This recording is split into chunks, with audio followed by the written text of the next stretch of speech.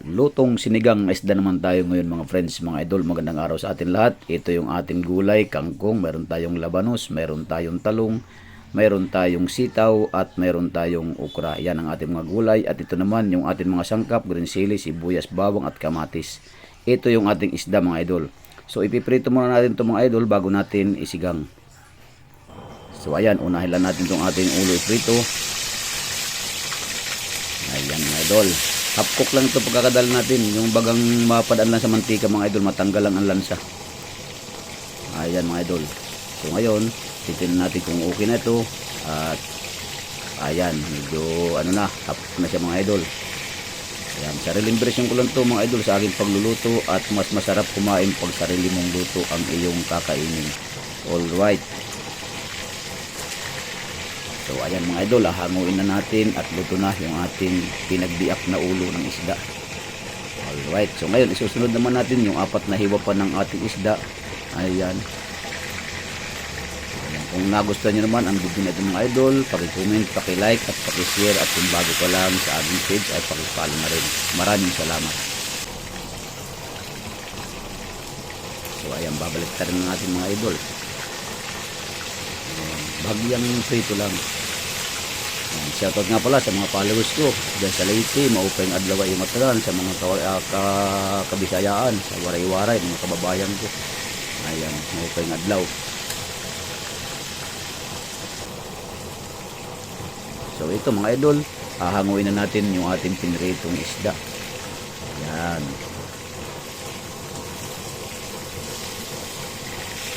Sariling version ko sa aking pagluluto. Ayan mga idol. At ngayon, luto na. Luto na yung ating isda. Hanguin naman natin yung ating kawali at magpapalit tayo ng panibagong kawali. Ayan. So ngayon, maglalagay na tayo ng mantika dito sa ating kawali at atin naman igigisa yung ating mga sangkap. Unahin natin yung bawang, sibuyas, at itong ating kamatis. Atin lang yan isasangkot siya mga idol. Ayan. Bago natin lagyan ng tubig ay kailangan medyo lumalabas na yung aroma ng ating mga sangkap.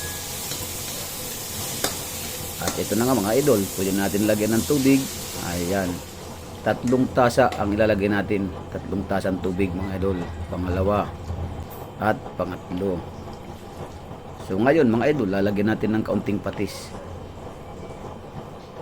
Ayan.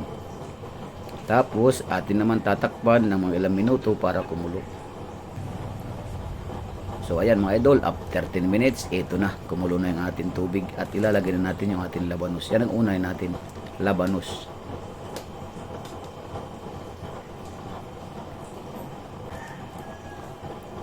Lalagyan natin ng kaunting bitsin mga idol. Yan. Tapos pwede na natin ilagay yung ating isda. 1, 2, 3,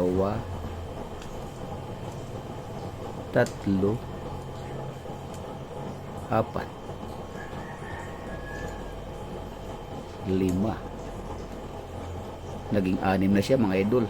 Gawa nga na biniyak yung ulo. So ayan mga idol. Ngayon tatakpan naman natin ulit mga idol.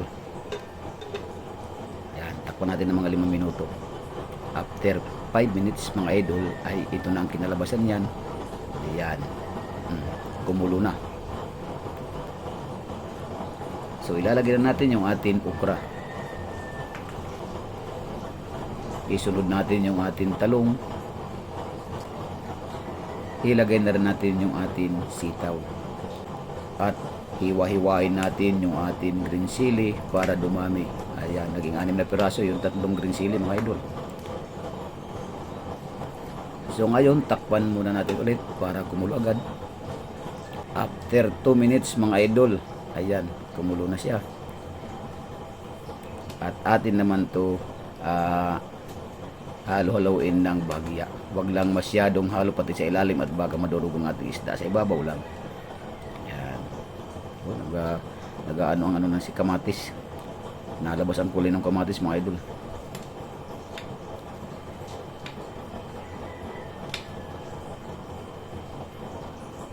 So ayan, malapit na maluto yan mga idol.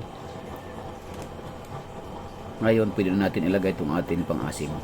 Ayan.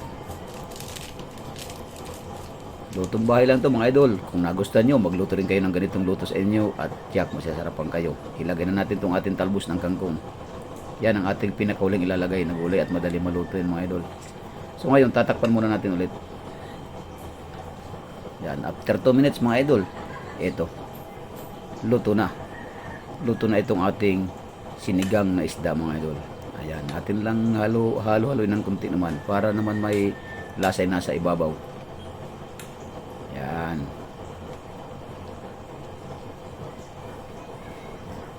Shout out sa mga taga Bisaya ha.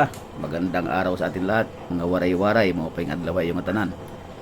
Kung gusto na yun ng video ay paki-share na lang, paki-like, paki-comment na rin. Ayan.